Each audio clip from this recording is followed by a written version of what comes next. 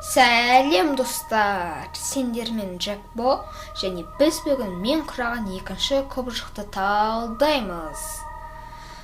Неки, о сендердің алдарында тұр, ал біз бастаймыз.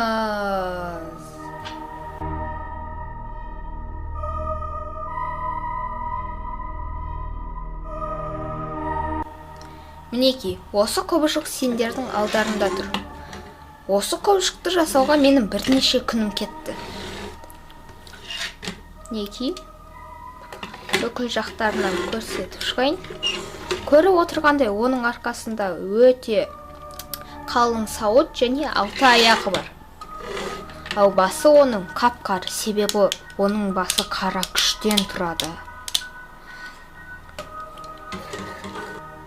Айтып өткенде оның артындағы сауыты оған қосымша қорғаныс береді.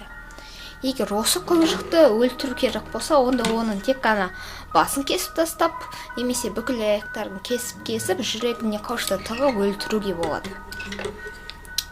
Оның арқасында әртүрлі өсімдіктер өсіп шыққан.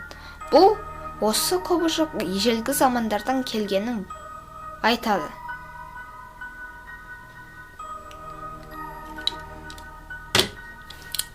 Енді осы құбыжықты сендерге көрсету үшін оны 2-ге бөлемін. Мінеки, құбыжық 2-ге бөлінді. Бірінші бөлігінен бастайық. Бірінші бөлігі оңай жасалған. Бір орташа дене, сауыттар және бас. Бұл жерде қызық ештеңке жоқ. Енді екінші бөлігіне көшейік. Екінші бөлігі қызығырақ. Екінші бөлігін құрау үшін бізге бір кішкентай дене, не көріп отырғандарындай. Міне мына жерде. Және 2 орташа дене керек. Осы денелерді бір-бірімен қосу үшін мынандай бөлшектерді қолданамыз және әртүрлі сәндік заттарды қосамыз. Солай бізде екінші бөлігі шығады.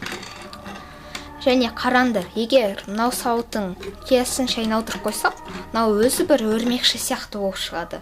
Солай сендерде 2 робот болады. Бірақ бір робот болғанда күштірек.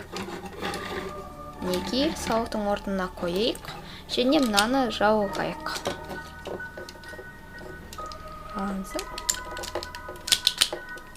Неки, оңай жауғанады, кейбір жерлерін түзейміз, және біздің құбыжығымыз дайын. Ал сендермен болған Джекбо, және егер сендерге видео ұнаса лайк қойыңдар, және каналыма жазылыңдар. Мен сендермен қоштаспаймын, келесі кездескенше деймін. Сау болыңдар.